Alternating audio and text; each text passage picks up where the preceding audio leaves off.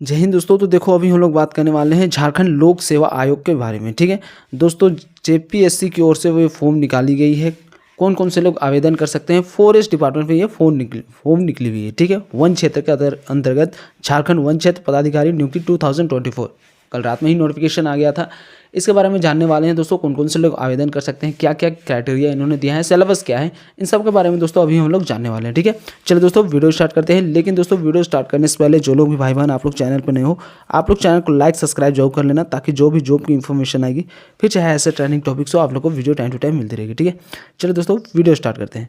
देखो दोस्तों, झारखंड वन क्षेत्र नियुक्ति 2024 झारखंड राज्य के वन पर्यावरण एवं जलवायु परिवर्तन विभाग में पात्रता 24/4/2024 द्वारा झारखंड वन क्षेत्र सेवा वन क्षेत्र पदाधिकारी पद पर नियुक्ति हेतु अभियंता के माध्यम से संसूचित रिक्तियों के आधार पर इच्छुक एवं अर्हताधारी भारतीय नागरिकों को प्रपत्र ऑनलाइन आवेदन आमंत्रित किए जाते हैं। आयोग की वेबसाइट पर आप जाकर नोटिफिकेशन चेक कर सकते हो, लेकिन मैं इसका नोटिफिकेशन टेलीग्राम चैनल पर भी डाल दूंगा। ठीक है, आप लोग अच्छे से रीड कर लोगे।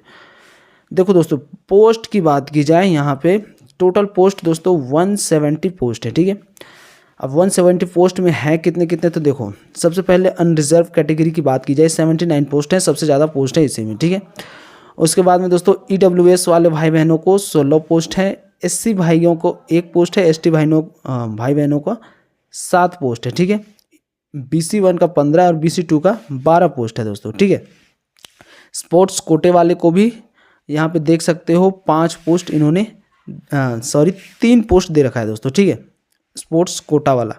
तो अब जो फ्रेश है उनके बारे में बात की जाए, टोटल 170 पोस्ट है दोस्तों। देखो यहाँ पे इन्होंने कहा है दोस्तों, रिक्त पदों की संख्या घट बढ़ भी सकती है। तो दोस्तों देखो, घटने की संभावना बहुत कम है, बढ़ने की संभावना ज़्यादा है, क्योंकि दोस्तों देखो जैसे अभी सेंट्रल कर रही है, जितनी भी वैकेंसी आई हुई है उन सब में दोस्तों पोस्ट बढ़ा के दी जा रही है। हालांकि देखना, इसकी जो पोस्ट है दोस्तों मैं बता दे रहा हूँ, ये बढ़ने वाली है। ठीक है, 170 जो पोस्ट है दोस्तों, इसे गवर्नमेंट बढ़ा देगी, ध्यान रखना इस बात का, क्योंकि दोस्तों बैठक में यही निर्णय लिया गया था कि नोटिफिकेशन के बाद में दोस्तों पोस्ट बढ़ा दिया जाएगा। ऐसा सुनने में आया दोस्तों कि जो वैकेंसी आ रही थी उससे बढ़ा दिया जाएगा। ठीक है, प्रकृति कैसे रहेगी, तो अस्थाई आपको मतलब परमानेंट जॉब है, कोई दिक्कत वाली बात नहीं है। ठीक है,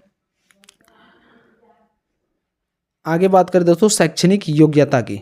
ठीक है, देखो यहाँ पे साफ कर रखा है दोस्तों, शैक्षणिक योग्यता एजुकेशनल क्वालिफिकेशन, उम्मीदवार को मान्यता प्राप्त किसी भी विश्वविद्यालय में से एक विषय कृषि, कृषि अभियांत्रिकी, पशुपालन एवं पशु चिकित्सा विज्ञान, वनस्पति शास्त्र, रसायन विज्ञान, वानिकी, भूगर्भ शास्त्र, गणित, भौतिकी, सांख्यिकी, जंतु विज्ञान, पर्यावरण विज्ञान के साथ स्नातक में किसी एक विषय में के रूप में दोस्तों अथवा संबंधित विषय के प्रतिष्ठा के रूप में सम्मिलित हो रहा है, अथवा सिविल, मैकेनिकल व केमिकल में अभियंत्रण डिग्री होनी चाहिए।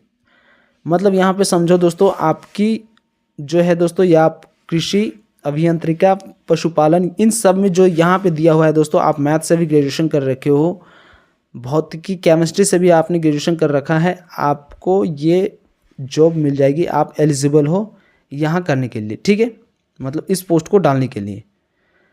बात करें शारीरिक मापदंड, तो यहाँ पे दिया हुआ है दोस्तों, देखो ऊंचाई 152 सेंटीमीटर है पुरुष के लिए, और महिला के लिए है दोस्तों 145 सेंटीमीटर। ठीक है, अब यहाँ पे ऐसे हो सकता है, बहुत सारे लोग बोलेंगे कि जिन्होंने आर्ट्स फील्ड से डिग्री कर रखा है, क्या वो फॉर्म डाल सकते हो या फिर नहीं? तो भाई मेरे, जो यहाँ पे इन्होंने दे रखा है, अगर इनके अकॉर्डिंग अगर आपने ग्रेजुएशन कर रखी है तो आप एलिजिबल हो, आप फॉर्म फिल कर सकते हो। ठीक है, आगे बात करें दोस्तों, देखो सीना वाला सीन क्या है। सीना बिना फुलाए पुरुष को 79, शारीरिक परीक्षण 4 घंटे 25 किलोमीटर आपको पैदल चलना है। ठीक है, उसके बाद महिला लोग को 4 घंटे में 14 किलोमीटर पैदल चलना है। यहाँ पे आपको दोस्तों मार्च पास्ट करना है, दौड़ नहीं लगानी है। ठीक है, उसके बाद में दोस्तों देखो उम्र सीमा की बात की जाए तो उम्र सीमा का तो कोई इशू नहीं है, लेकिन यहाँ पे अगर इन्होंने आर्ट्स फील्ड को भी ऐड कर रखा तो अच्छी बात थी, ठीक है। उम्र सीमा की बात की जाए तो 21 वर्ष आपके मिनिमम होनी चाहिए, ठीक है। अधिकतम आप जाओगे तो देखो यहाँ पे 4/1/2024 तक जनरल वालों का 35 साल रखा गया है दोस्तों। BC2 और BC1 के लिए 37 साल है, और जितने भी फीमेल वाले हैं उन्हें दोस्तों 38 ईयर दिया है इन्होंने, ठीक है। उसके बाद में एक्स सर्विसमैन वालों को तो जो रहती है 35 साल वो तो दिया हुआ है, ठीक है। तो यहाँ पे आप एक्सटेंड कर सकते हो, बाकी एज में रिलैक्सेशन जो मिलता है वो मिल जाएगा, ठीक है। सिलेबस की बात की जाए दोस्तों, देखो थोड़ा सा चयन प्रक्रिया यहाँ पे इन्होंने इस तरह से दे रखा है दोस्तों। पहले आपकी प्रारंभिक परीक्षा होगी, उसके बाद मुख्य परीक्षा होगी, उसके बाद शारीरिक परीक्षण, वही आपको पैदल मार्च पास्ट करना होगा, उसके बाद आपके DV होगी, फिर मेडिकल्स होंगे, ठीक है। प्रारंभिक परीक्षा जितना भी होगा दोस्तों उसका इन्होंने साफ कर रखा है 10 गुना बुलाया जाएगा, ठीक है। तो 170 पोस्ट है, उसका 10 गुना कर दोगे तो 1700 कैंडिडेट्स को ये बुलाने जा रहे हैं, ठीक है। प्रारंभिक परीक्षा मात्र सामान्य अध्ययन का होगा, जो एक पत्र का होगा, जिसका पूर्णांक 150 अंक का होगा। 2 घंटे के आपकी एग्जाम्स होंगे, ठीक है। आगे इन्होंने कहा है दोस्तों, देखो विषय क्या क्या रहेगा प्रारंभिक परीक्षा का। सिलेबस देख लो, भारत का इतिहास 20 नंबर के, हिस्ट्री मतलब, उसके बाद में दोस्तों भारत का भूगोल, उसके बाद में राज्य व्यवस्था पॉलिटी आपको पढ़नी पड़ेगी, अर्थव्यवस्था आपको इकोनॉमिक्स भी पढ़ना पड़ेगा, ठीक है। 20 मार्क्स के होंगे। उसके बाद में झारखंड का इतिहास भूगोल, ये 30 मार्क्स का इन्होंने कर रखा है, ठीक है। फिर है दोस्तों राज्य देश एवं महत्वपूर्ण समसामयिक घटनाएं, करंट अफेयर्स के साथ साथ दोस्तों ये जो घटना चल रही है हमारे देश में उसके ऊपर, ठीक है। फिर सामान्य विज्ञान जो आपकी साइंस रहेगी वो 20 मार्क्स के होंगे। टोटल 150 मार्क्स के आपके एग्ज़ाम्स होंगे। तो ये सिलेबस है, इन्होंने डिक्लेयर कर रखा है सिलेबस, ठीक है। मुख्य परीक्षा जो होगी दोस्तों, देखो मुख्य परीक्षा इस तरीके से होगी, इन्होंने सिलेबस बता रखा है मुख्य परीक्षा का। सामान्य हिंदी और सामान्य इंग्लिश, ये 100 मार्क्स के एग्ज़ाम्स होंगे, 3 घंटे आपको मिलेंगे, ठीक है। जनरल साइंस मतलब सामान्य अध्ययन जो होगा, एक पत्र होगा तो 100 मार्क्स के होंगे, और एक होगा दोस्तों 200 अंक के, ठीक है। इसमें 3 घंटा मिलेगा आपको। वैकल्पिक विषय आप ले सकते हो, जो भी लोगे आप वैकल्पिक विषय, वो 200 मार्क्स के होंगे, आपको 3 घंटे का समय दिया जाएगा, ठीक है। आगे इन्होंने कहा है दोस्तों, देखो मुख्य परीक्षा का जो इन्होंने सिलेबस थोड़ा सा डिक्लेयर कर रखा है, तो बहुत अच्छी बात है कि इन्होंने सिलेबस डिक्लेयर कर रखा है, क्योंकि ये JPSC के थ्रू में आई है, तो ये सिलेबस इन्होंने डिक्लेयर कर रखा है। अब जो भी एस्पिरेंट यहाँ पे चाहोगे कि इस फॉर्म को भरना, तो बस आपको सिलेबस ध्यान में रखना है, और जो सिलेबस इन्होंने डिक्लेयर कर रखा है दोस्तों, आपको उसके अकॉर्डिंग पढ़ाई करनी है, ठीक है। एक्स्ट्रा आप बिल्कुल पढ़ाई ना करें, केवल करंट अफेयर्स आप एक्स्ट्रा पढ़ाई करोगे, ठीक है।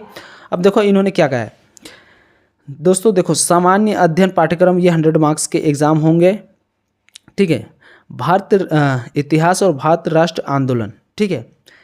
इतिहास आप पढ़ोगे, और राष्ट्रीय आंदोलन में जो भूमिका थी, लाइक नेहरू वगैरह, गांधी वगैरह जितने भी थे, उन सबको आपको पढ़ाई करनी है, ठीक है। भारतीय राज्य व्यवस्था पॉलिटी आपको पूरा पढ़ना है, और इकोनॉमिक्स आपको पूरी पढ़नी है, ठीक है। देश जो नॉर्मल इकोनॉमिक्स पढ़ोगे, ऐसा नहीं कि मैक्रो में आप चले जाओगे, ठीक है। इकोनॉमिक्स के 2 पार्ट्स होते हैं, मैक्रो एंड माइक्रो, ठीक है। तो आप माइक्रो पढ़ोगे, मैक्रो में नहीं जाओगे। मैक्रो वाले में दोस्तों आपको थोड़े से न्यूमेरिकल्स आएंगे, GDP का जो भी फॉर्मूलाज वगैरह रहते हैं, GDP निकालना, ये सब आते हैं मैक्रो में। माइक्रो में वो सब नहीं देखे, मैक्रो में आपको देखे जाएंगे दोस्तों बैंक्स वगैरह ये सब। और माइक्रो वाला में एक चैप्टर आपको पढ़ना पड़ेगा, पंचवर्षीय योजना, ठीक है। तो ये आप इकोनॉमिक्स पढ़ते हो, ऐसे नहीं अंधाधुंध आप पढ़ाई करते रहोगे, ठीक है। हिंदी और अंग्रेजी भाषा का जो पेपर होगा दोस्तों 50-50 मार्क्स के आपके होंगे। उसके बाद में हिंदी पाठ्यक्रम में देखो निबंध आएंगे 20 मार्क्स के, संक्षेपण 10 मार्क्स के, व्याकरण से आपको 20 मार्क्स के आपके एग्जाम्स आएंगे, क्वेश्चन पूछे जाएंगे। और अंग्रेजी में भी आपको ऐसे देखने को मिलेगी 10 नंबर के, कॉम्प्रिहेंशन आपको देखने को मिलेंगे 20 मार्क्स के, एंड ग्रामर्स देखने को मिलेंगे आपको 20 मार्क्स के, ठीक है।